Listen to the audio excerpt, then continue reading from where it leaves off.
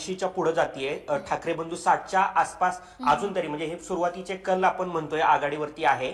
पण ज्या प्रकारे भाजपनी जी रणनीती आखली होती ती कुठेतरी इथं यशस्वी होताना दिसतीये. त्यांनी शिंदेना सोबत घेतलं, ते वसई विरारमध्ये त्यांच्या विरुद्ध लढतायत, नवी मुंबईमध्ये त्यांच्या विरुद्ध लढतायत, कल्याण डोंबिवलीमध्ये काही ठिकाणी त्यांच्या विरुद्ध लढतायत, पुण्यामध्ये त्यांनी सोबत घेतलेलं नाहीये. पण मुंबईमध्ये त्यांना सोबत घेतलं, कारण त्यांना माहिती होतं की ठाकरे बंधूंना थांबवायचं असेल तर आपण शिंदेना सोबत घेतलं पाहिजे, कारण की मराठी मतांमध्ये जोपर्यंत फूट पडत नाही तोपर्यंत आपण पुढे जाऊ शकत नाही. आणि ही भाजपाची खेळी अगदी यशस्वी ठरताना दिसतीये.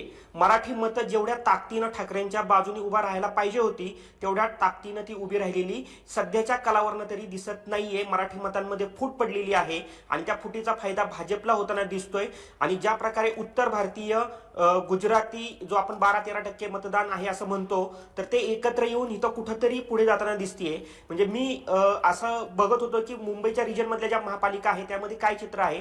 धक्कादायक निकाल वसई विरारमध्ये लागताना आपल्याला दिसतोय, कारण त्या ठिकाणी जी हितेंद्र ठाकूरांची जी बहुजन विकास आघाडी आहे, जिची कुठं आतापर्यंत चर्चा नव्हती, ती तब्बल 85 जागांवरती आघाडी आहे आणि भाजप तिथं 25 जागांवरती आघाडीवरती आहे.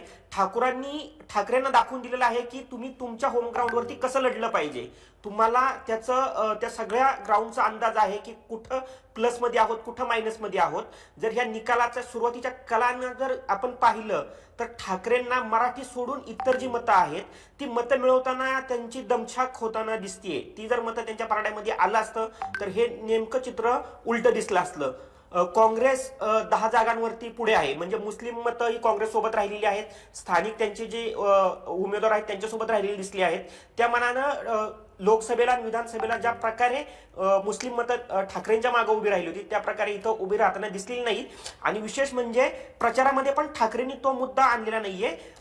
भाजपकडनं तो हळूच हिंदुत्वाचा मुद्दा घुसवण्यात आला होता. त्यांचे काही लोक खान महापौर नको असं म्हणत होते, ठाकरे मराठीवर अडून होते, पण मुस्लिम मतांसाठी त्यांनी विशेष प्रयत्न केलेले आपल्याला दिसून आले नाहीत. ज्या प्रकारे उत्तर भारतीय मतं आणि गुजराती मतं ते सायलेंट होते, ते बोलत नव्हते, सगळा फोकस मराठीवरती होता.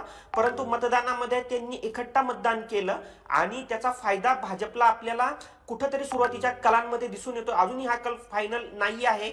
साधारण 85 जागांवरती भाजप आणि शिंदे पुढे दिसत आहेत. 67 जागांवरती आपल्याला ठाकरे बंधू दिसत आहेत आणि काँग्रेस 10 जागांवरती दिसते.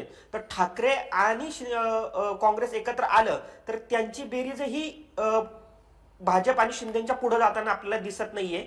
त्यामुळं कुठंतरी ठाकरेंचं जे कॅल्क्युलेशन होतं, म्हणजे आता आपण सुरुवातीलाच म्हणूया की जर कदाचित काँग्रेसला त्यांनी सोबत घेतलं असतं, काँग्रेस सोबत आली असती तर अजून थोडं वेगळं चित्र दिसलं असतं. पण ते चित्र आत्ता तरी सध्याच्या कालामध्ये दिसून येत नाहीये. पुढे पुढे हे आकडे बदलतायत, कारण की हा सुरुवातीचा कल शेवटपर्यंत कायम राहतो असा आतापर्यंतचा अंदाज आहे. तो अंदाज जर ठरला पुढे तर भाजप सहज सत्तेमध्ये येईल. महाराष्ट्रातील सर्व बातम्यांचे विश्वासार्ह व्यासपीठ, सकाळच्या सर्व सोशल मीडिया प्लॅटफॉर्मला लाईक, फॉलो आणि सबस्क्राईब करा. तसंच सर्व नोटिफिकेशनसाठी बेल आयकॉन प्रेस करायला विसरू नका.